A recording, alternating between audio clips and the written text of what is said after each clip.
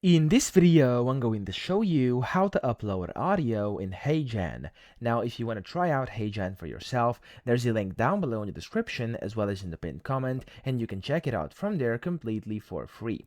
So to actually upload audio, you want to go inside your AI Studio. That's the easiest way to do it. And then from inside AI Studio, this is where you can actually upload audio on a few specific parts. So you can either go to script over here and, for example, just click on upload audio, and then you can drag and drop it in here, or you could record it as well. You can, for example, click on here and you can add this. I'm going to click on some audio sample here and I'm going to click on open, and there we go. It's going to basically start uploading my audio over here. This is just some lyrics for some song I generated with AI. There we go. So I can just add the audio and that's going to basically do the trick. Okay, that's the first way to do it. So as you can see here, there we go. It actually did a transcript as well.